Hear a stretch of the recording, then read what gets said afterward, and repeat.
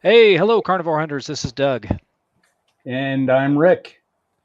Hey, guys, we have a special treat today. We're talking with the other Carnivore Brothers on the on YouTube, or unless you watch their channel more often than we're the other ones.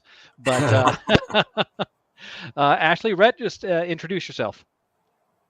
Yeah, Hey, all right. I'm Rhett Go ahead. Rogers with the Carnivore Brothers.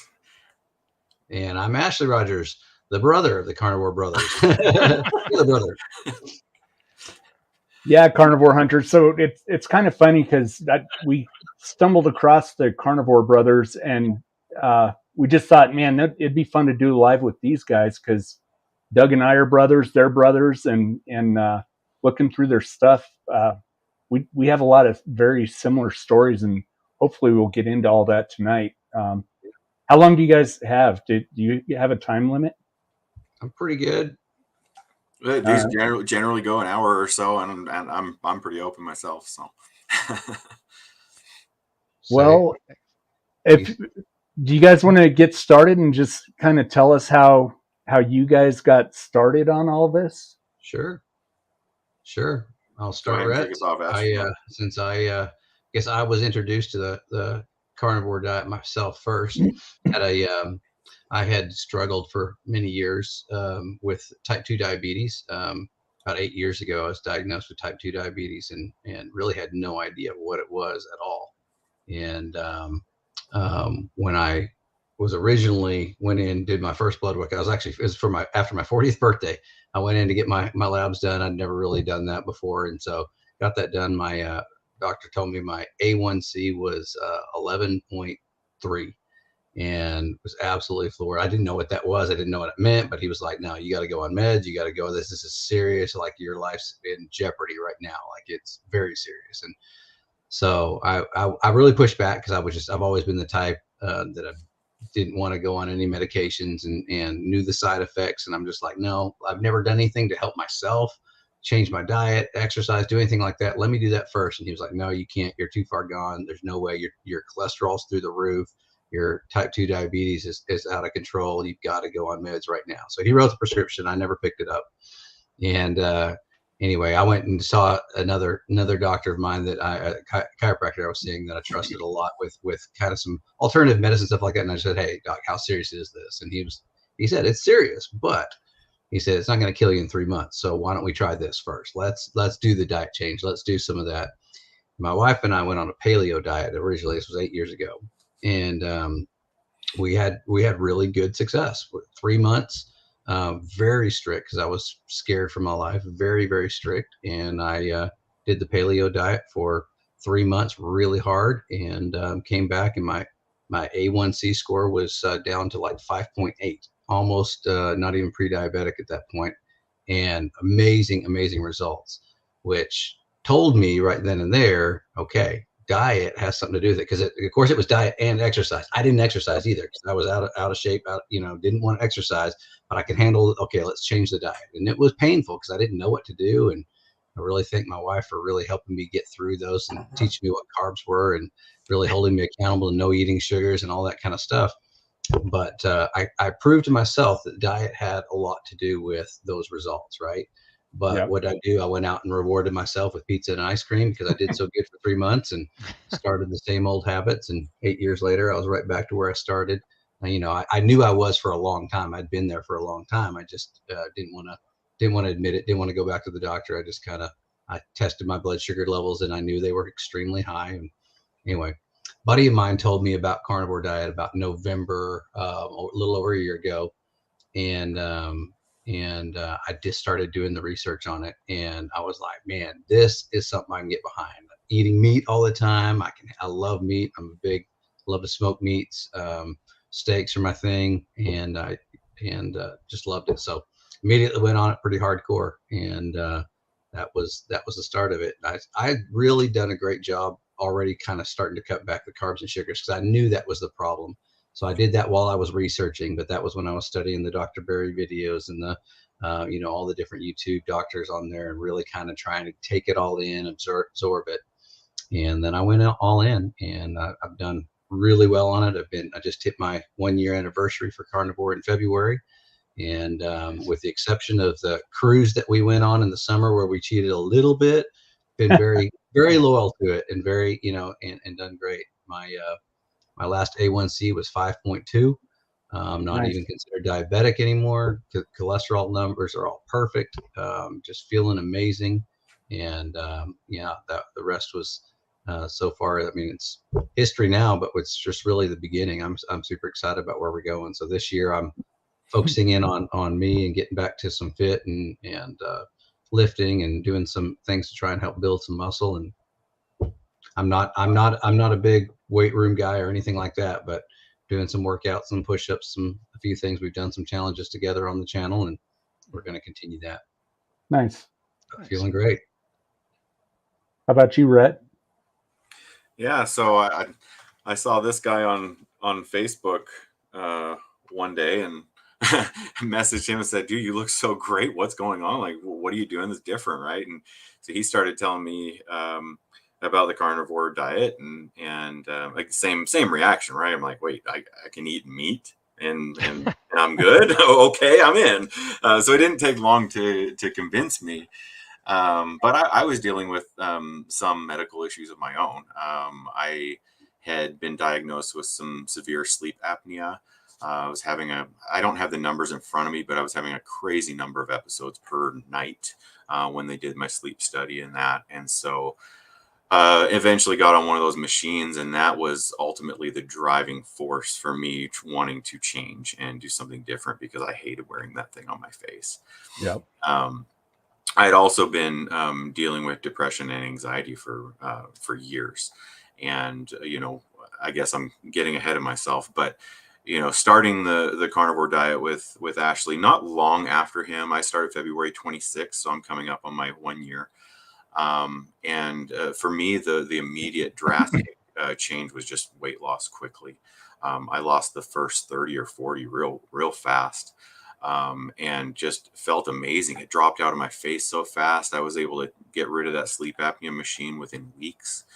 And I was all in at that point, right? Just starting to love life again. And I was depressed and down and frustrated and tired and in pain constantly.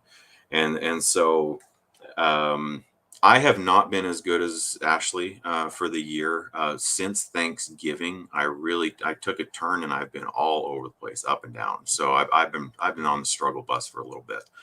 But I have maintained the weight, keeping that off, and I am 100% in on the carnivore lifestyle. I just have to get rededicated and refocused, because the toughest part for me getting going and throughout was the mind game. And, when you've got a family and they're all eating other stuff and you're cooking multiple meals a day and you've got friends that are, offering you this and that, or you go out places, it messes with your head. So you really have to stay strong in your mind to do something like this. And once you've been doing it for a while, it's not nearly as hard. But when you fall off the wagon a little bit, you struggle to get back on. At least I do.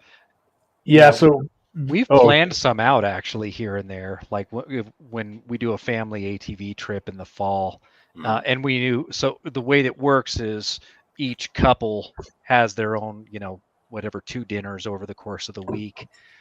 So we knew, I mean, we could control when Rick made dinner or when I made dinner, but when our sister, when it was her turn to make the meal, or our nephew, we knew we were going to kind of go off the rails. So we kind of planned those out.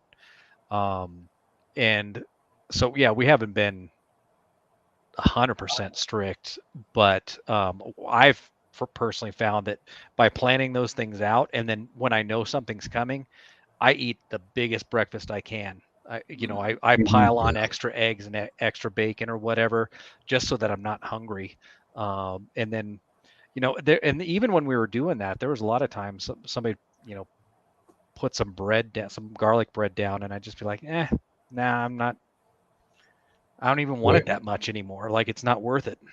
Whereas before, I couldn't leave it on the table. Like, I had to gobble up. Yeah. Oh yeah. There can be no leftovers.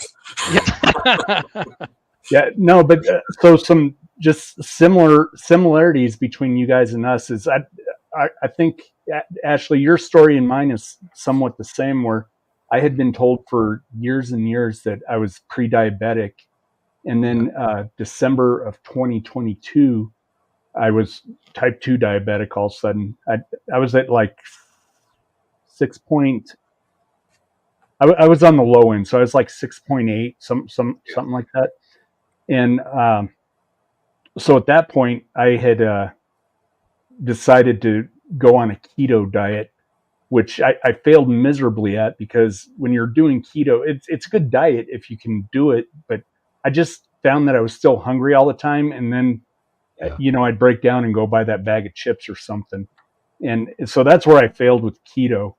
And, but Doug started the carnivore diet first, and similar again. I saw Doug. I'm like, dude, what are you doing? He said carnivore. And so I researched the heck out of it, and I eventually started it. And then, here we are today, right? So. Yeah. And I started it originally. Part of my motivation, my wife had some GI issues, and doctors had her on all kinds of pills, and for a decade. And I was just like, hey, let's try this, see if we can get you off of that stuff. And I mean, I was fat, so I'm like, I'll just jump on board, make all the steaks, and hopefully I can lose a little bit of weight. But same kind of thing with what you were saying, Rhett. Actually, my wife and I both started snoring like in our mid 30s, and it just kind of came on with the weight gain. And I was hoping that once I lost the weight that I'd stop snoring, but we noticed we both stopped snoring within about 2 weeks of starting, and just incredible. And it was kind of hard to even talk my wife into doing it. She's like, "Oh, I'll do it for 30 days." But after 30 days, you feel so good. And she's like, "Okay, well let's do 60 days, and let's do 90." She's like, "Okay, well let's not stop this." So, Rhett, have you been retested for your sleep apnea? I have not. I went back in to return the machine, right? Because I was still making payments on it. And the doctor looked at me and he goes, "Why are you returning this?" I said, "I don't need it anymore. I don't have sleep apnea." And he looked at me, he goes, "Your chart says you're 300 pounds. I said, "I'm not anymore." and he goes, I told him the story and told him I'm 210 pounds. I no longer snore, and I do not need this, and I don't want to make payments on it anymore. He said, "You absolutely did the work, and I'm happy to take the machine back from you." It was a very neat, freeing experience. So again, similar. I was on the CPAP machine myself, and I tried all the different masks, and I felt like I got less sleep wearing that mask than without it, right? And so I never ever wore it, and I quit snoring as well. But I'm still, I would love to go and get tested again, just to see what the change is. And I may and may not do that. I'm more interested in my A1C, my cholesterol, all that other stuff. But I just, out of curiosity, I would love to get that checked again. And if I can get insurance to cover that, then I'll do it. But if I got to pay out of pocket, I never wore the darn thing anyway. So I think just waking up with more energy was what told me I no longer had sleep apnea. Like, I woke up and knew I was having the right amount of sleep and sleeping well. A lot better sleep too, right? Yeah. And that's why I was so confident. But lots of doctors will say, "Look, hey, if you can lose the weight, you can probably do something about this," right? But they're very hesitant to steer you that direction. I wish somebody had just said, "Dude, knock me upside the head, lose the weight, you can get rid of that machine." Right. But it's not that easy. Carnivore came and made that a little bit easier, because holy smokes, it just makes sense. How much weight have you guys lost combined? What, about 150? 170. Wow. I got about 70 altogether. You've got 100. Well, I'm back up a little bit, so right in that range. Right in that range. It's been remarkable. How about you guys? I'm at about 50. Same. So I'm about 50 down as well. Nice. So, and cool. I'm actually coming up on my 1 year too, March 5th. So cool. Very close. Yeah. Yeah. Well, that's awesome. I was, I'm sorry, Rick, how long have you been on doing the carnivore diet? I started on June 15th, 23. Okay, so a little Yeah. later. So, yeah. And Still Doug great. and I live a couple hours apart. And he doesn't do the Facebook thing. So we didn't have that advantage, but I was down, we were at my dad's house at an event one night or one day. And so that was the first time I had seen Doug in months. And I was like, doggone, man, you've lost a lot of weight. What are you doing? Yeah. And then, No. and at first, when he told me about it, I'm like, this is freaking nuts. Right. Saturated fat and red meat's going to kill you. Don't you know anything? Yeah. Right. And we're starting to learn that that's no longer the truth. We've all been deceived. No, not at all. Isn't that crazy? Yeah, it is. You told the story about when you got together as a family. We recently got together. It was right after Christmas, and we were in Florida, and we were going to spend New Year's together. So one of the plans that I actually bought last year, a full rib loin that you can cut into ribeyes, right? So I had that bone in. I'd froze it, and I was like, all right, I'm bringing that to Florida. So my parents were driving down. We were flying down, so I loaded up into a cooler with my parents, and they brought the full thing down. And for our New Year's Eve dinner, I cut that thing up, and we all had ribeyes, and it was fantastic. And it's really funny because Rhett and I started, and when I started I've got to tell my mom, she didn't say I was crazy. She just thought it was nuts that I was going to do this diet. And I said she told me I was crazy, and she said, I didn't say that. But yeah, no, she thought I was nuts, and for all the reasons, the red meat and the cholesterol is going to kill you and all that stuff. And no veggies, she couldn't believe it. Now both of them are carnivore. My dad's lost 40 pounds. My mom's lost 35. Both of them look and feel great, and they're doing fantastic. Nice. We have a twin brother for me, older brother for Rhett, that is now started on carnivore. He's about a month and a half, 2 months in. And then we just got a text message from our sister and her husband, who just started for the month of February, and they're doing carnivore. So we're super excited. It's kind of spread all the way through our family, even though we don't live anywhere close. We're all over the place. Yeah, it's been pretty awesome to see. We'll have to do one big video with all of us and just, Right. Seriously, I think that would be cool. Just get all these people together and talk about, man, all the wonderful things this has done for us, Yeah. Yeah. Our sister, she's not strict carnivore, but she does it a little bit. But she's in much better health. She started out in a much better place than Rick or I did. So she didn't need to go as strict necessarily. But now, my wife's cousins, I actually talked to them about a month ago. They all started it. They did the World Carnivore Month for January. I don't know how long they're continuing it, but so far they seem to be losing weight and feeling good. So it's great. Yeah, my sister already reported back, let's see, a week and a half in. She was like, this is the best I've felt in a long time. Mm-hmm. I don't know where she's at weight-wise or anything else like that, but she's at least feeling good. And then my wife has been doing, for the month of February, she was doing the BB&E challenge. She'd done some other diet stuff like that, but one thing she's amazed by with this is she's like, how full I'm getting. She's like, I don't really. And she goes, I need a steak. She keeps telling me every night, I need a steak. And so, I love it. It's so funny to see the change that way. But she's saying like that. She used to snack all the time, and she would be one of those that gets a little hangry, right? If she got hungry, she needed something right then and there. And that has really, I wouldn't say it's completely gone, but she's definitely noticed a difference, how the hunger is just not the same at all. She's doesn't have that ravenous hunger, I gotta eat right now feeling anymore. Yeah. It was really cool for the Super Bowl. We went over to some friends' house who are not carnivore. But what was really nice about it, and come think of it, I didn't even thank them, I don't think. But they know I'm carnivore. And so all the snacks there, it was pulled pork, meatballs, bison chili. They had lamb summer sausage lamb, and so it was all this meat. Of course, they had chips and dip for other people, but it was, Lots of I mean, a majority of it was a meat-based diet, and I thought I should have thanked them, and I didn't. So now that I'm thinking about it, I'm going to go back and thank them for that. Oh, that's very cool. Because they did it for my benefit. Yeah, that's awesome. Yeah. So, do you guys use any spices or anything with your cooking, or you just?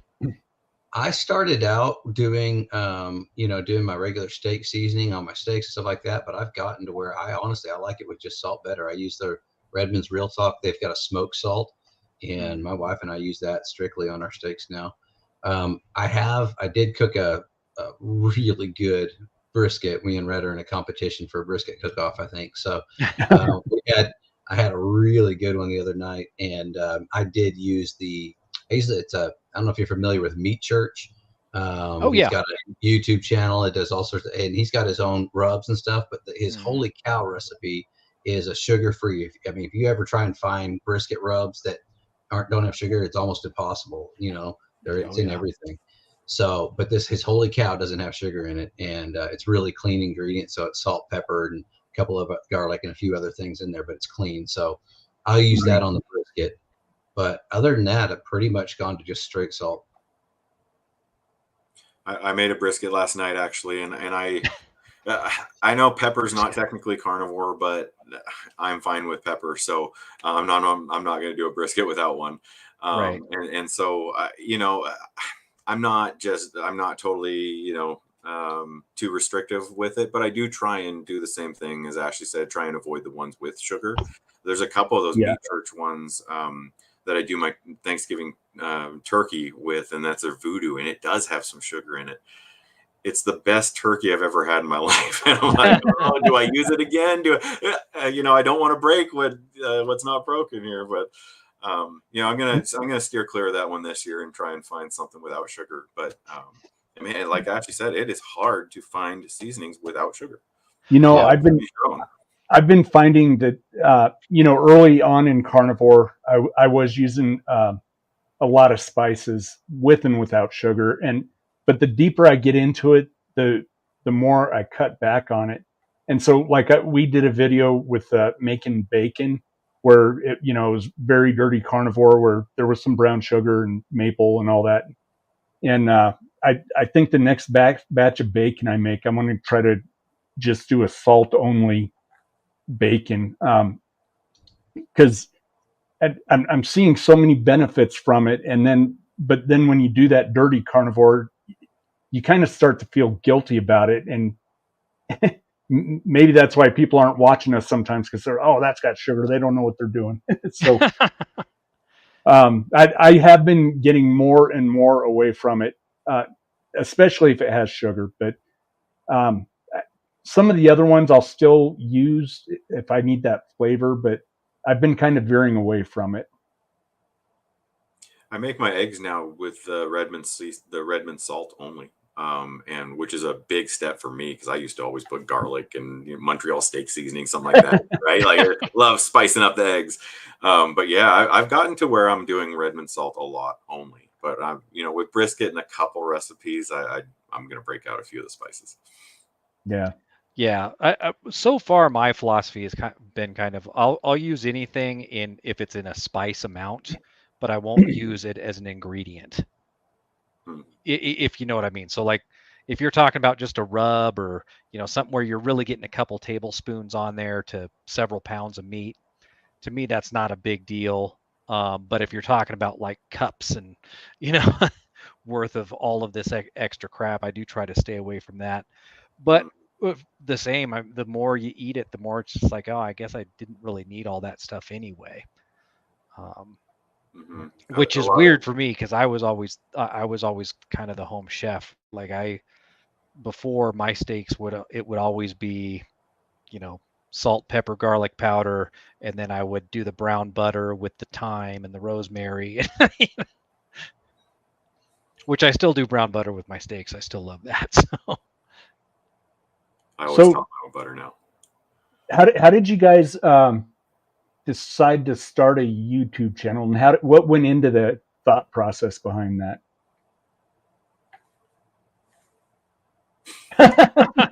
The Brady I Bunch. think you're muted, Ash.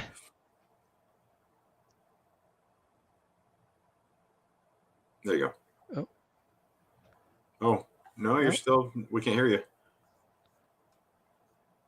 No. All right, how about now? Yeah. Oh, there you go. Okay, sorry about that.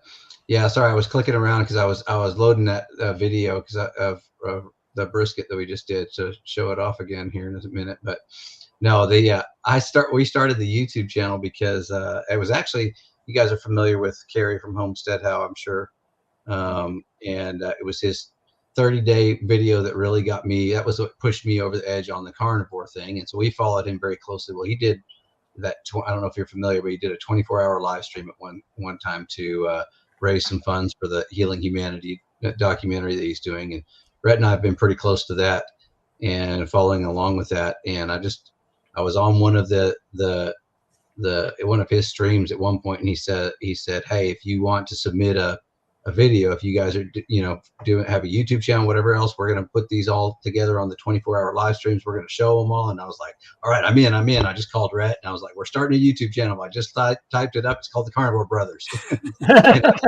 forced him into it. We didn't really have a plan, but I wanted to get a video put together and do that because, again, it was more of a just, we wanted to document our story too. And when we had a platform to do that, I thought, oh, that's really cool. I'd love to get a channel on there. And our first videos, it was right after my parents started with carnivore, and Dad took a picture of himself in his old Boy Scout uniform where he hadn't worn since he was 25 years old. He's now 77. And it was really just inspiring to see that difference, and from his picture with the weight, and then the little skinny guy that got into the Boy Scout uniform again. And Kerry went nuts over it. He loved it, and they showed it. It was on Intentional Carnivore a couple of times, or there was a couple of things so that kind of got us pumped up about it. And we're like, all right, now what are we going to do? We got to get this channel going. So Right. we've started working on a few things, but we're passionate about the results we've seen, and so we want to definitely do that, give updates. And our first couple of videos was just a real, like, here's our backstory, here's what's going on, and that seemed to resonate with a few people. We got several comments on it and thought that was really nice. And we've just found the carnivore community is just incredible about encouragement, and we're the same way. We just want to support other people in their journey and follow along and just continue to see this, because I don't hear negative. I can't think of a negative result that I've heard of somebody on the carnivore diet who stayed on the carnivore diet and said all of a sudden, oh no, my cholesterol is now through the roof, and I just checked the scans, and I've got cholesterol plaque all in the veins, and I can't go assay on anyone. No, nobody said that. It's all, my cholesterol's better, all the results are better, I haven't had a heart attack yet, everything's going great. Like, it's just crazy to me that there's so many positive results coming off of this, even though it's completely different from what we've all been told for years and years and years. Yep. So yeah, no doubt. And then what else are we doing? Right, we've done some fitness challenges on ours, and we're starting to. I like to do. I started out my career in a steakhouse, and so I didn't realize how comfortable I am around meat and preparing meat and cutting meat and things like that compared to most people. So I've thought that would be a benefit to do and show some of that, and how to break down different cuts of meat and things like that. And then we've done a few different cooking. Rhett did a great one on some bacon here recently, on just a quick, easy method to cook bacon, and that one's taken off with a ton of views. And so just a few things like that. We're working on the brisket videos. That's coming up next. Hopefully I'll get that one out this weekend. And so we're just going to keep on. We're still trying to figure it out. Keep on trucking. Yeah. The biggest takeaway for me was, just we kept asking, how can we help? How can we help? And it seems like anybody in the carnivore community is saying, create a channel, get your word out, reach to as many people as you can. And so that's really the why as to, why we just kind of jumped in and started doing that, because ultimately we felt a calling to, and a passion to just start helping people, because it's like our eyes are open, to a much healthier, happier life.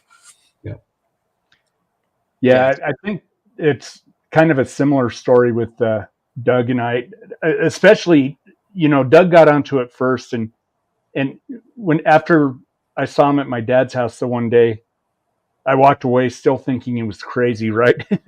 And I was at home one night and I was looking for something on YouTube, and I saw a carnivore video, and so I clicked on it and I went down that rabbit hole, and it was over for me. And so when I started the carnivore diet, my wife had also started it, and man, I was just watching every day. I was watching a new video, what to do, how to do it, and just keep myself motivated and keep myself going.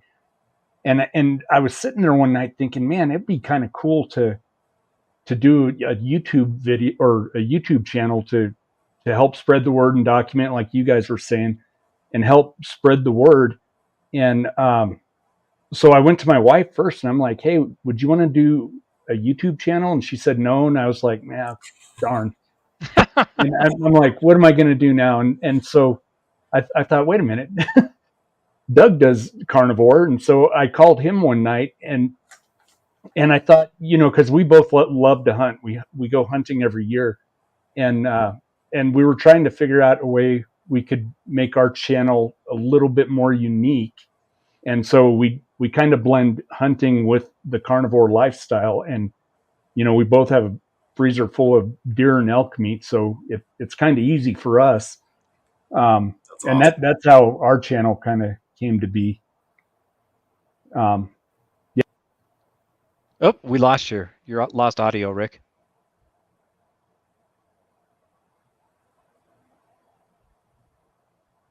Mic swap. Not yet. No.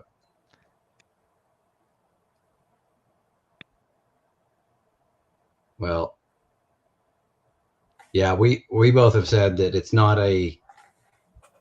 like Rhett said, it's a little bit of a passion project. We're not in it to become big famous YouTubers or anything like that, but we've both been inspired, and we had the pleasure of actually even flying up to Chicago and doing the meetup with Carrie, and we've just really been trying to be involved with that and really just kind of be one of those stories we could help share. And hopefully, again, if people are inspired, people can learn a few things from us or relate to our stories. That's what we're after, and it's been super, super fun doing that, and then seeing other people who have jumped in as a result, especially with our immediate family, and seeing good results.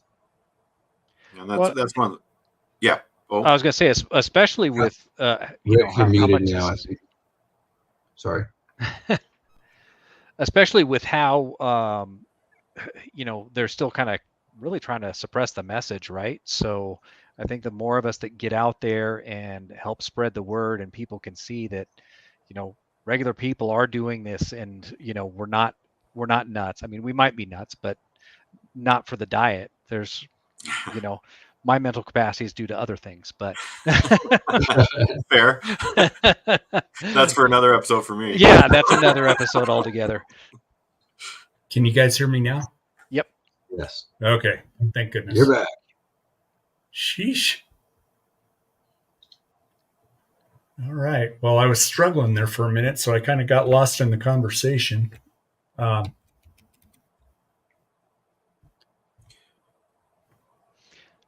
If I can, I did have a question for you while you're kind of getting reassociated there. I was going to ask, since you guys are hunters, and I earlier before we started this, I said you're kind of living my dream. I've never hunted anything before. I've fished a lot, but never hunted anything. What's the biggest game that you've ever hunted? Elk. Okay. Yeah. And up there in the Northwest, man, you got your choice of Roosevelt or Rocky Mountain elk. We're out here in Colorado. We just have the Rocky Mountain elk. Okay. In Oregon, you've got the mule deer, the whitetail, and I believe you have black-tail deer too. I'm not sure what the regulations are around all those animals, but I know I've elk hunted Oregon, and it's, if you're west of the Cascades, it's much different than if you're east of the Cascades, just because if you go west, you're in more dense, more, I don't know. It's almost more difficult to hunt in, I think, because it's just more dense and harder to get through sometimes, or at least where I hunted, it was. Whereas if I had gone east to hunt, I think I would have done better. But my goal while I was there was I had never hunted Roosevelt before I left Colorado, obviously. And so my whole goal while I was up in the Northwest was to get a Roosevelt elk. And I never did. I was only there for a few years, but man, I sure had fun trying though. Yeah. Yeah. Yeah. That's awesome. How often are you out fishing, Rhett? I mean, you're in the prime fishing territory. I am watching the calendar tick by as we're getting real close to springer season. So, there's some diehards out there that'll be trying today, but I'm going to give it a few more weeks before the first few springers are going to be caught, and then they'll start rolling in closer to the 1st of April. Do you do any crabbing or deep sea or any of that? Some. I have a guide friend that we go together at times. Every once in a while, he'll have a couple spots on the boat. He's like, hey, pay for gas and come hop on the boat, right? And so I'll come help him out, pull some crab traps up, and pay for. I think you pay $1 per crab for them to clean them there, and you just do it right there at the marina and take them home and have a feast when you get home. So it's a beautiful place to live. Lots of different options. Crabbing and salmon fishing in one day. We've done that too. So yeah. What about you, Ashley? Are you close to the Gulf, or would you have to drive away? I live in Texas, so I'm. Yeah, that's what I'm saying. Are you close to the Gulf? I'm in the Dallas area, so no, I don't. I don't ever get out to fish. Unfortunately, since my dad moved down here, he's been bugging me a lot to try and get out there and go fishing with him and take him out. But I don't have a boat or anything to do that, so we have not been fishing. And you don't want to hear my one hunting story at all. Now we kind of do. We might have to bring him on to hunting confessions. We have a little. These are my confessions. I've only been hunting one time. A buddy of mine in college took me hunting. I'd never even shot a gun before, so that's where I keep going back with my excuses because I didn't even know how to shoot. But I think I missed a deer at like 15 feet. So.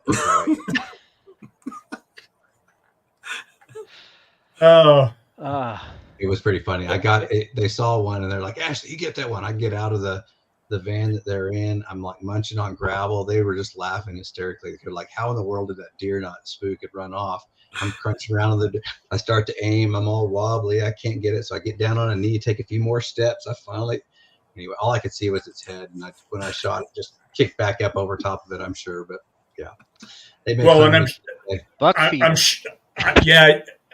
Being your first time, I'm sure your adrenaline was going like crazy, and you were just like, "Oh, please let me get this one." And I think every first time hunter, I think, experiences that where the adrenaline's just overwhelming, and you're shaking, like you're trembling, hoping to make that shot. But once you get a few years under your belt, you still get the adrenaline rush, but all the trembling and everything else kind of goes away because you kind of learn to steady your gun, right? Where you can make that perfect shot. So I'd love to give it a shot again, but haven't had the opportunity. So yeah. Oh, geez, what else do we have, Doug? I like these lives. I learned something new about my brother. I haven't told you that. I don't tell that story very often. So have you guys hit all your goals, and are you just maintaining at this point, or do you still need to have some goals to hit? And then what are your plans afterwards? I think weight wise, I've gotten close to where I don't know. In high school, I remember weighing 180, and I'm at 180 now. And I still have a little bit of a belly that I'm like, man, it'd be great to lose that last bit and whatever. So I don't know if that's more fitness related and working out a little bit more. So that's where I've kind of started up a little bit, trying to see. I really wanted to get into sprinting this month and do some sprinting, but with the weather being at kind of the cold months here in Texas, I haven't done a lot I did a couple of sprints, but haven't been consistent. But I plan on doing that. I plan on doing some things for the next couple of months to see if that's going to help. I feel like I've shed most of the weight. Now I really want to build the muscle back up. Sometimes I feel a little bit like I don't think I've lost muscle, but I don't feel like I'm putting on any muscle. I'll put it that way. And so I know I've got to lift heavy things and work out a little bit more in order to do that. Yeah. Yeah. About you, Rhett? Yeah. Like I said, I've fluctuated a little bit here since Thanksgiving, but at my best, I had lost 100 pounds. I'm up about 15 from that. And so, I have new goals, right? So starting pretty soon, I was going to start today. And actually I've been good today, so maybe I can't count this as day one. But I think I'm starting with a 30-day challenge again. Rhett, eat your heart out, man. You cannot beat this, bro. Oh, sorry about that. That's all right. Oh, that's okay. I muted it. Oh, you must have paused it, huh? I'll remove it for right now. We can show that. Oh, okay. I'm sorry. Anyway, go ahead, Brett. Oh, that's okay. Yeah. Anyway, I'm setting some new goals. I'm feeling great. I'm starting to get a little sluggish again, as I've cheated a few times recently, and I've just decided, you know what? Even not calling it cheat, I'm in on the lifestyle, and so I just have to kind of get recentered and figure this back out and get back going again. But so the way I'm doing it is kind of starting a 30-day challenge again. I'm going to go to 60 to 90, and then kind of, maybe February 13th, 2024 is my new day one, but I'm not going to discount everything I did last year. Right. So I've taken a few steps backwards, but I'm about to take some more steps forward. So, and that's the wonderful thing about this lifestyle is, that clarity of mind that, it is easier to kind of get back up on the horse when you fall off, knowing that you've tasted those benefits of how you can feel. And I have felt years younger. I'm 45. And I feel better than I did when I was 30. And I think I was watching one of your guys' videos earlier, and you were talking about the same thing. Just, even maybe late 20s, you're feeling better than that. Like it's that real. He's like, how many years have I gotten back on my life just by doing this for 1 year? Yeah, Rick and I both have grandkids. I am more active with my grandson than I was with my kids. Wow. So, that's amazing. It's an amazing turnaround. We also had a condition we got from our mother. It's called familial tremors. It kind of makes you shake pretty bad. We were told our whole lives by our doctors that there was nothing you can do about it. It's hereditary. You're just going to live with it for the rest of your life. And neither of us shake anymore. Wow. Like I with my kids, when I'd go to feed them, it would end up all over their face, not because they were moving, because I was. And I can completely steady hand feed my grandson now. So that's awesome. I've heard a lot of healing stories. I have not heard that tremor story. That's amazing. That's great. Yeah. And it's those things that you don't even realize, which is another reason why I agreed to document this with Rick, because I was realizing like it's you almost forget how bad you felt before. Once the problems go away, you're just like, oh yeah, I used to have that. Yeah, my shoulder was hurting me, and I had plantar fasciitis, and we were shaking, but it doesn't until happen you anymore. Cheat. Until you cheat, because it comes back. we've most of us have cheated, and then you go back to feeling bad, and you're like, what did I just do to myself? Yeah. And then you got to get yourself back on track. Yeah, we were talking to he's a hunting guide from Colorado here in one of our episodes, and he actually, just by chance, we were talking to him about hunting, but by chance he also was on carnivore, and he mentioned when he cheats, he gets like a hangover. Yeah, he calls it a food hangover. Yeah. And I guess around Christmas they went to an Italian restaurant, and he's just like, okay, screw it, I'm gonna go ahead and have the lasagna or whatever. He's like, the next morning, just immediately feeling groggy and Yeah. Wow. Yeah, I can relate somewhat to that. I definitely no. I mean, after doing carnivore for so long, you get so in tune with your body. You cheat. You wake up the next day and go, "Whoa! I mean, was that worth it?" Right? Yeah. Like, you can feel a difference. Yeah. Yeah. And I've also noticed that those things that when I have slipped up a little bit, the things that I used to love, some, sugary snacks or whatever, it's not even worth it. It doesn't taste as good as my memory of it. Right. So, right. And that's me too, especially with the type 2 diabetes. Like this is my lifestyle now. I have no intention of going back because I know how my body reacts to the carbs and the sugars, and I don't want to travel down that path again. But what's crazy is when I was doing the paleo diet, I never lost the cravings. I couldn't wait for my next ice cream or slice of pizza or that, I just, oh man. And I didn't have any willpower in that. So I lost that after the trial 3 months. I was like, all right. So now it's just different. The craving's not even there. I can see the foods. I can see it right in front of my face. I can smell it. I'm like, it's good. I don't need it. I don't need it. And the mindset has totally shifted for me, which is fantastic. I'm not saying I'm not, tempted by certain things. I certainly am. And ice cream's a big weakness, or always was a big weakness for me. We've got for my Father's Day, I got a ice cream maker because of Dr. Kiltz's ice cream. I thought, oh, there we go. I'm going to try some Dr. Kiltz's ice cream. And I tried it. It was like, oh, this is so bland. It's terrible. I didn't do any sweetener in it. All right, maybe a little bit of sweetener. Well, my daughter has perfected the mint ice cream with it, where we use a little bit of the essential oils, mint, peppermint oil to flavor it. And it's phenomenal. And so we have that occasionally. That's my one little go-to. Oh, you are going to share that with me today. Yeah. Probably need to do a video on it, but it's if you have an ice cream maker, it's fantastic because it's the same recipe. It's just the heavy cream, it's the eggs, and she puts the peppermint oil in to flavor it, a little bit of salt, and we put it in that thing, and it whips up nice and creamy. And then we've also got some chocolate chips that are really clean. I think they have a little bit of stevia in it, and she really likes those. So she's not carnivore, so she gets the chocolate chips in there too. But that satisfies that ice cream craving every once in a while. Yeah. I actually bought Dr. Klitz one of the ice cream makers that he had in his videos, specifically because that was one of my wife's things. She wants to be able to do that every once in a while. So I don't know, once a month or so, we've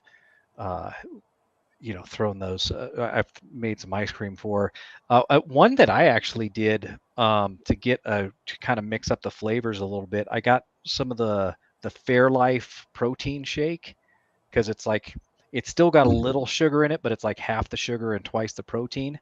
Okay. So I do half heavy cream and half of the Fairlife, and that actually it made a nice difference. Blander than your average chocolate, but it gave that illusion of a chocolate ice cream that was pretty good. Well, you've inspired me. We'll do a video at some point on it, and I'll make sure I send that to you guys. But yeah, it's pretty good. Cool. Yeah, Jeep 44 is on his or her second week, 6 pounds down, and oh, nice. Fellow Coloradans here, Doug. Oh, Colorado. Yeah.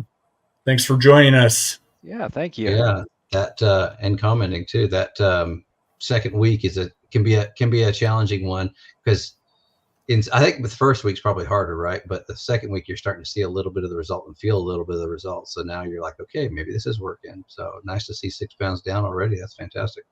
Yeah, and I think that second and third week is also critical, because that's when you start to get rid of all those cravings for the sugars and the processed foods. It just the longer you can stick with it, the more you can walk away from all the other junk, right?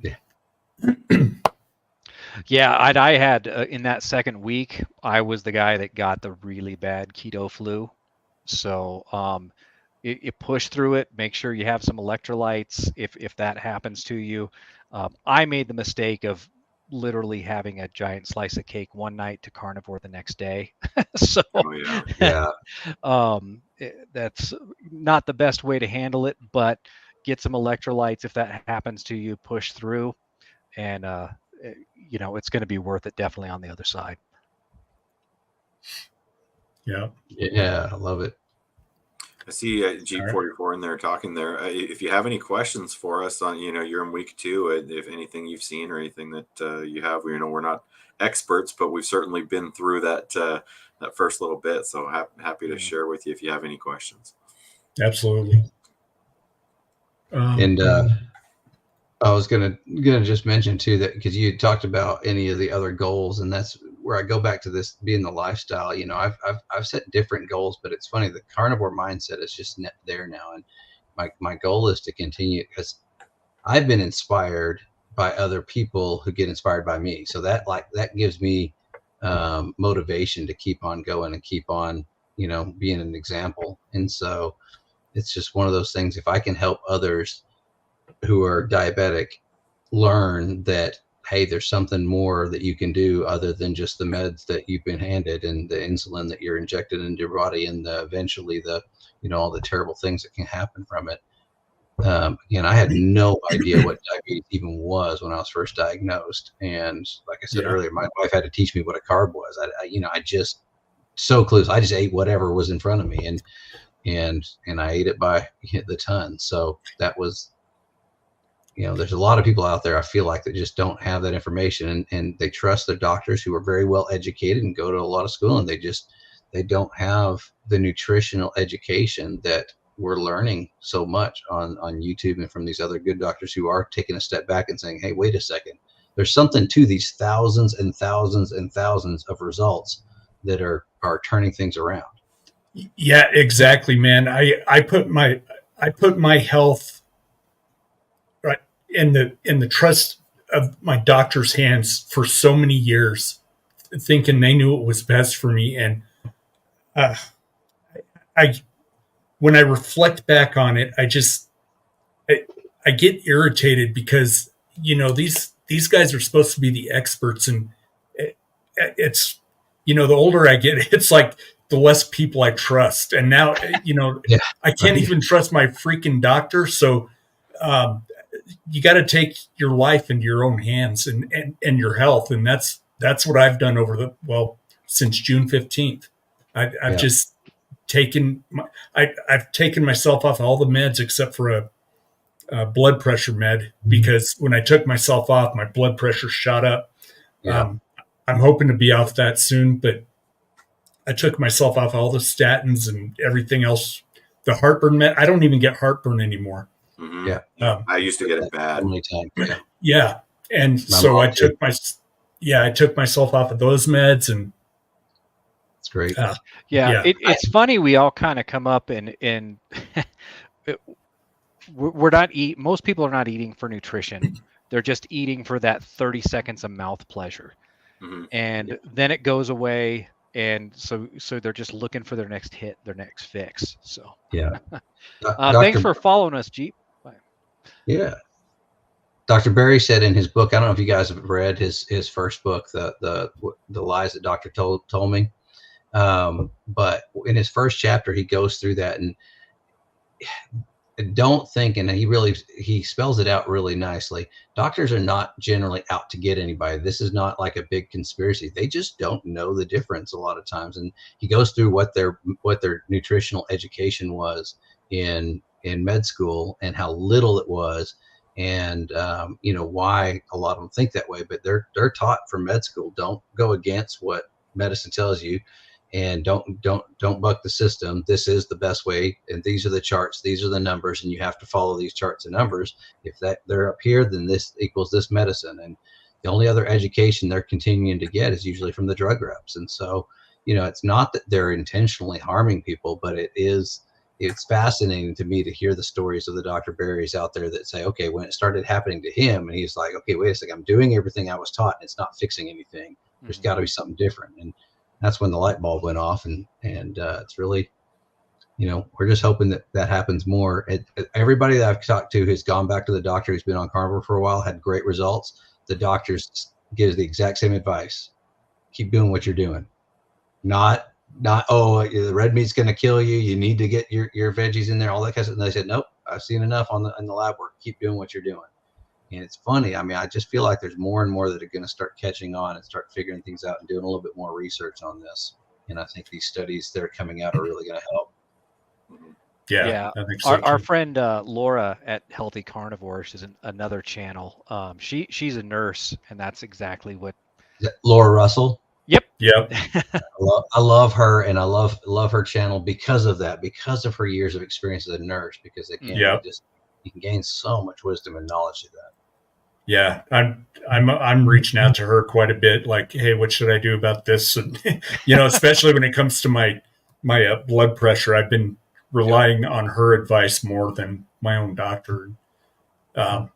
She's great. So, and it's working. She's unlike your doctor. Yeah. Right. So G44 is talking about smoking, and it looks like you want to throw up this brisket video. You want to talk about that?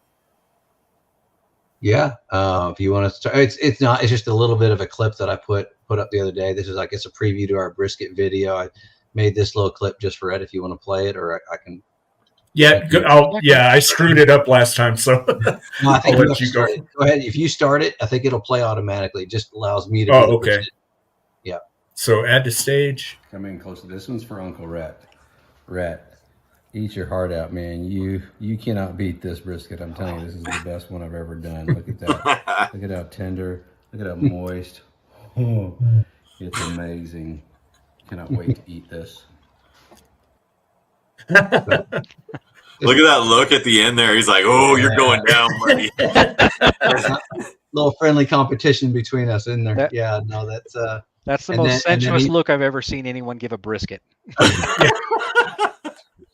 Yeah, and the handling of it, I didn't do mine well. I showed him a video yesterday. I'm like, "Ooh, look at this," and it just falls apart. And I'm like, "Uh-oh, did I overcook it?" Doubted yourself. It looked good though.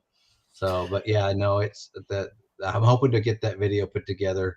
I don't think when we started this YouTube channel, we didn't realize how much time it takes to edit the videos and do all that. There's a lot that goes into it. So yeah, I'm hoping to have some time this weekend to put that together because I'm excited about getting that. I've been wanting to get a brisket video or get it out as soon as possible. Hey, Jeep asked a question on there. Throw that one up there if you don't mind. No, I don't inject my briskets. I have tried it before, and I didn't think it made that much of a difference with me. I know there's definitely some people that do and swear by it, but I have not injected. I don't either. Briskets.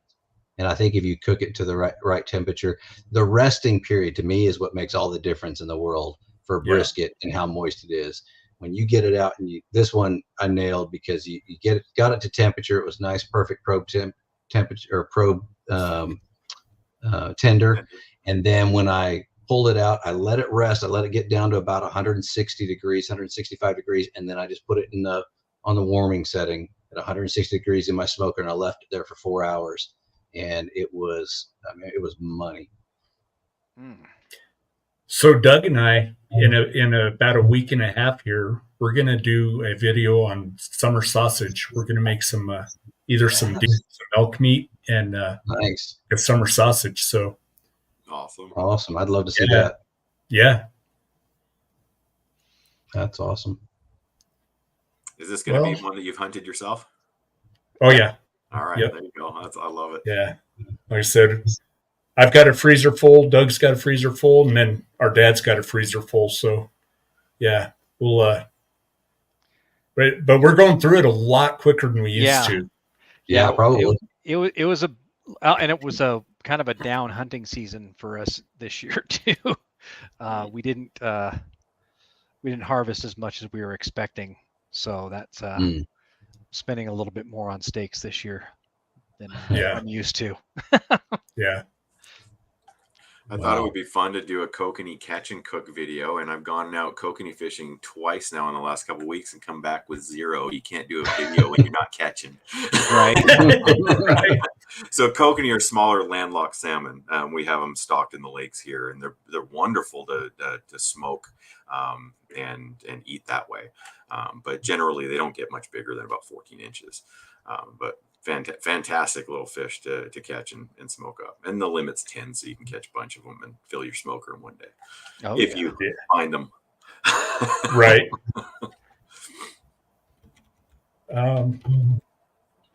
Great. So I only had one last question here to ask you guys. How do you, since you guys are so far apart, how do you guys plan your videos? Like, you just kind of wing it? Yeah, the interviews are easier to do. Obviously, we can get on live and do things like that together, and we just have to coordinate the times.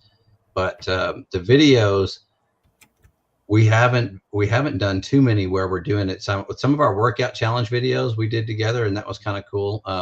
One of them we actually had Rhett's son be with a coach, and he taught us how to do the planks, and then we incorporated that, and then we each did our planks, and we did some individual videos together, and we just upload it to the same channel. And some of them we've sent each other the video links through Google Drive or whatever, and I'll try and put a video together and get it uploaded. But we need to. This is also an excuse that we have to get together more often and see each other. So it was fun to fly to Chicago, and then we had big plans when we were in Florida. But we didn't do any videos together because we talked about it a lot, but we didn't. We were having so much fun. We just like, no, we can't work. The first time our family had been together in 5-6 years, so it was all together. So we got a little distracted, especially with all the nieces and nephews, and getting to see all them and hang out and have fun.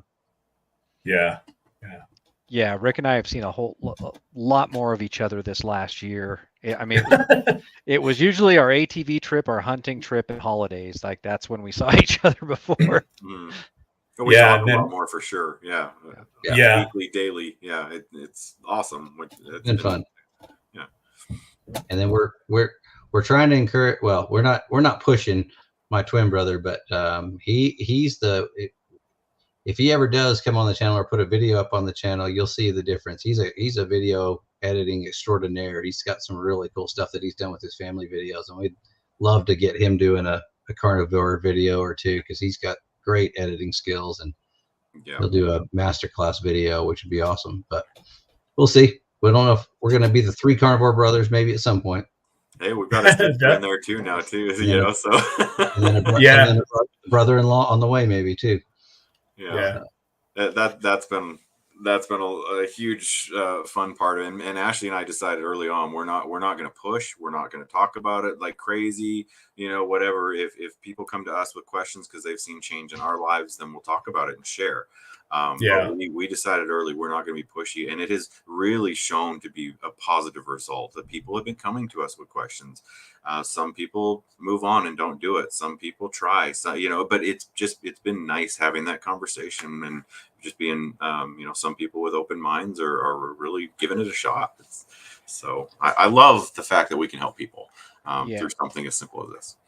Yeah, my kids were kind of picking on me because they said that because I don't push it either, but then as soon as somebody asks a question, they're just like, all of a sudden you're like that door-to-door like religious person. It's just all of a sudden it's like, oh, have you heard the good word? It's hard not to sometimes. Yeah. You open the door, I'm going through it. I'm running through it, and it's pretty. I've done the same thing many times. I told some friends of mine, I said, I need to work on my little elevator pitch and just get a short and condensed version, just to kind of like softly throw it out there versus the bull rush that I usually do when somebody opens the door. Yeah. Looks like Jeep 44 might be checking out. Thanks for joining us. Yeah, thanks, Jeep. Well, another just last thing that I was going to say on there. Well, not the last thing, but one of the final things I was going to say on this, how we over the last year, I've gained a lot of confidence. At first, I was really nervous talking about it because I still was unsure. And I don't know if you guys went through that stage or not, but every time I felt something a little off, I'm like, I wonder, is this the carnivore diet that's doing it to me? You know, and so I was a little hesitant and whatever else. But now, I mean, I've been doing this so long and I've seen results from so many people. I really can't shut up about it, and I'm sure my family gets sick of me, but you know, it's something that I get so passionate about because I just feel like there's so many people that don't know that, and especially we talk about having the different eyes on. You see people, and you're like, oh, I know I could help you, you know, and you're like, you know, just give it a shot. 30 days, I know you could do this, and feel the results, see the difference. And a buddy of mine who actually introduced me to carnivore, he's in the behavioral health area, sorry. And he said, he goes, the most frustrating thing is like people are okay with all these meds, all the ailments, all the pains, all this kind of stuff, and they're like, no, I don't want to give up my carbs, I can't do it. It's like there's so it would so much benefit if you would just try it and give it up for a little while and see what happens. Yeah, I've had many of those conversations myself. Where I work, there's hundreds of people that work in my building. So the ones that I work with a lot closely, they'll ask me about it. And I haven't had one taker yet, I don't think. I've had people claim, oh, yeah, I'm going to do that. And then you walk by their cube the next day and they're eating potato chips or something. And, you know. Yeah. And if you look at people, anybody, whether it's us or one of the other channels, you see the before and after pictures on everybody. It's not just the weight. You see their face is healthier. Yeah. Like no, you don't use before they'll have like even I had like the dark circles under the eyes and, you know, kind of pale skin. But the after pictures, everybody looks so much healthier in the face. And that's what blows my mind more than anything. Is just like you see people on the street now, and you're like, "Oh, yeah, you're not healthy." Like, yeah. Hello, Beth. Hey, Beth. Hey, Beth. All right. So, actually, Jeep, I started Carnivore March 5th of 2023. So I am coming up on my 1 year. Yep, and I started on June 15th. So. And unfortunately, I've been within 10 pounds of my original goal weight since just before Christmas. Yeah, I've hit a huge plateau myself, man. That's the last bit, doesn't it? Now, do either one of you guys do cheese or cream, or did you find that stunted your weight loss at all? I did in the beginning, and I found it stunted my weight loss. And so I do it on very rare occasions. I mean, very rare. But yeah, most of the time, if we buy some cheese, it winds up going in the garbage because it got moldy. So, yeah. Now, once I hit my goals, I think I'll reintroduce it. Yeah, me too. I'm not going to be near as scared about reintroducing a few things that I know are good and you know, having those. I never had real dietary issues that came up, you know, so hopefully I don't. But like Rhett said earlier, now that I'm kind of pretty much in tune with my body, I can tell when I do, and I'm like, oh, maybe I don't want to have that anymore. But I'm trying to eliminate coffee. That's something I never did get rid of. So for the month of February, I haven't had any coffee for this month, and I wanted to see if it made a difference. And if it doesn't, I can't wait to add it back in March 1st. But yeah. So yeah. I started out, we cut out the coffee early for, I think it was almost the first month. And then we added it back in and really didn't see a difference. And also Jeep, yes, I use butter, and I actually put butter in my coffee. We got rid of the creamer and the sugar. I take a tablespoon of butter, throw it in. I have a big coffee mug, and then I hit it with one of those frothers to get it nice and mixed in there. And actually, that's the way I prefer it now. Like it tastes really good. Good. The butter coffee's good. And any kind of lean steak, like a New York strip or something like that, if that's what I got, because that was what was on sale for the week, I'll always throw several pads of butter on it and eat that with it. I've gotten to where I like eating the cold butter, so I'll slice my steak and I'll put a chunk of the cold butter with it. That's just the way I prefer it. You know what's hilarious? Before I did all the research on all this, is my wife, when she would eat a piece of bread, she just packed the butter on there and eat it, and I'm like, ugh. Like I thought it was just so horrible for you at that time, and now, if I'm putting butter on something, I'm packing the butter on thick, and it doesn't scare me like it used to. Mm-hmm. No, I'm the same. I pretty much regulate my fat intake with the butter. I always thought that I was allergic to or lactose intolerant, allergic to dairy in some way. But I'd never really gotten a test. But through doing carnivore, I realized that it was wheat. It was not dairy at all. And by eliminating everything and then reintroducing something slowly, I was able to see, holy smokes, I don't have any issues with dairy at all. It did slow down my weight loss, but no bodily function issues, if you will, as opposed to when you have wheat. If I even have a beer, sometimes I have a reaction to it, which frustrates me because I love beer.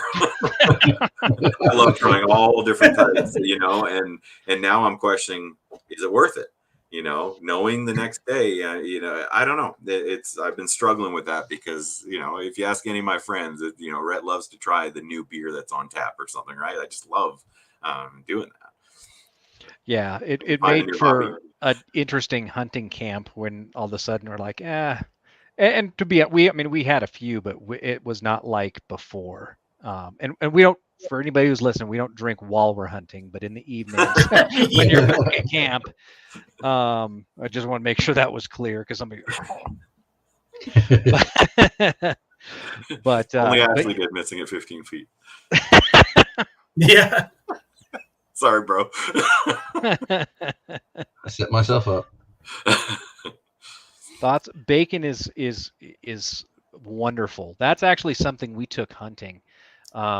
My brother made his jerky, which was kind of a salty.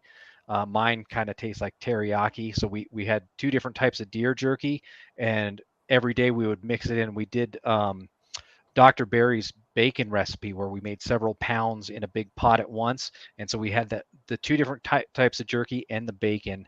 And that's what we ate every day when we were out in the field. So nice. Don't be afraid of the bacon. Yeah. And when I'm doing because I eat eggs and bacon every day, and I'll do 5 eggs with 5, 6, 7 pieces of bacon every day. Mm-hmm. And sometimes that'll be enough. I'm not hungry after that. I won't need to eat a steak after that, or I might do some sardines or something in between. I never used to eat sardines until I started carnivore, and I've actually acquired a taste for it now, where I kind of like to eat them now. Really? I still haven't tried. Everybody tells me they're so good for you, and I'm like, man, I'm telling you, if you want to get your omega-3s, eat 1 can of sardines, and then you won't even need to supplement. Just eat your sardines. Well, and your salmon too, man. Yeah, you've got your salmon, which is good. Mom and Dad eat a lot of sardines. They've made me some, but it wasn't near as bad as I remembered it. So I need to eat more sardines too. Just me, if I have a choice, I choose a ribeye. Yeah. Well, if you're trying to fast or OMAD or anything, it's a good way to just, if you start to feel a little hungry in between, it's a good way to just keep you satiated, that little extra boost, or at least it works for me. So it's a good tip. Yeah. Yep. And good point. It does have to be in water. And actually, with all the salt that we eat as carnivores, I get the water and no salt. I think I'm getting enough salt with everything else I'm doing on carnivore. So, that's what I do. I think the electrolytes are more important when you start and in those first few weeks, because I've gotten to the point where I stopped taking the supplement electrolytes, and just with the amount of salt I use every day, I feel like I'm getting enough. But yeah, I take it more as needed. like if I start to feel sluggish, I'll throw an electrolyte in. Yep. Yeah. So how much meat do you guys eat in a day typically? I'm good with eating. I'm fortunate. I live in Texas, and so I watch the sales like crazy. And when the ribeyes or T-bones or New York strips go on sale, I mean they're $5.97 a pound. I buy everything that I can, and I've got a freezer stocked full that we can have. I pretty much have a ribeye every day, which is great. And then usually a couple eggs with it, or if I'm doing the 2 meals, my first meal is, well, today, for example, I had a little bit of that brisket and some eggs for my first meal of the day, and then I finished off some steak in the evening. And during my biggest weight loss, I was just doing OMAD. I was doing 1 meal a day, and I was fine. And so it's usually a combination of eggs and steak or leftover steak for me. Hamburger is also a big go-to as far as hamburger patties, because my daughter really likes the hamburger, so we'll make that or some different variations of hamburger. Mm-hmm. Yeah, and I'd say I'm at least a pound a day. It's a lot more expensive out here. I'm in Washington State, and it's rare when I can find ribeye for under $14 a pound. And so New York's are on sale right now at my local grocery for $8 a pound, which is about as good as it gets here. So I stocked up a little bit there, but it's hard to stock up even at that price. So I do a lot of eggs, I still do probably 3 or 4 steaks a week, and then I supplement with ground beef and chicken and whatever else. Check Costco. They have they usually have at least here they usually have a pretty good price on either several New York strips or several. No, I go to Costco weekly, and it's pretty high here still. Oh, really? Pretty expensive. But I look at it this way too. I mean, I look at it. Even if you're paying, let's say you pay, $14.99 for a pound, which that's a lot. I don't like to pay that much either. But if I go to any fast food chain and order something in fast food, I'm paying $13 to $15, sometimes $20 for one person. Now it's terrible. I mean, it's just gotten so expensive anyway. So, I would much rather, if you gave me that choice, I'd rather have the ribeye. Yeah, for sure. Absolutely. All right, guys. Well, I think we've actually gone an hour and 15 here. So, do you guys have? Why don't you tell everybody where they can find you if they don't know already? Yeah, if you don't know already, Carnivore Brothers on YouTube. That's pretty much, and then Rhett helps manage a little bit of us on Facebook. I'm attempting it. We're not very social media savvy, but Rhett's getting that going, and he's better at it than I am, so that's good. And we thank you guys for having us on the channel. We love meeting new carnivores, and the Carnivore Hunters. I like what you guys put together on that, and so we were definitely excited about getting on here and meeting with you guys. Yeah, I thought this would be fun. Just like I said in the beginning, the similarities between your stories and ours, and Doug and I are brothers. You guys are brothers. I thought it'd be a fun conversation to have, and I think it'd be fun to do it again sometime in the future and do some catching up. And for sure, yeah, absolutely. Yeah, we love these little live chats and stuff like that. It's just great getting to know other carnivores too, and hear the stories. Because again, I'm still waiting for the one that's going to tear it up, saying it was awful and caused all this disease and caused all these terrible things that happened to me. It hasn't happened yet. We haven't heard that story yet. Yeah, totally agree. Yeah, still waiting on that one myself. All righty, guys. Well, thank you all for tuning in. Everybody that commented, appreciate you guys stopping by and checking in with us. And thank you guys for showing up and having this little chat with us, guys. Yeah. Pleasure meeting you guys, and thank you everybody for tuning in. Indeed. Thanks, guys. Yep. See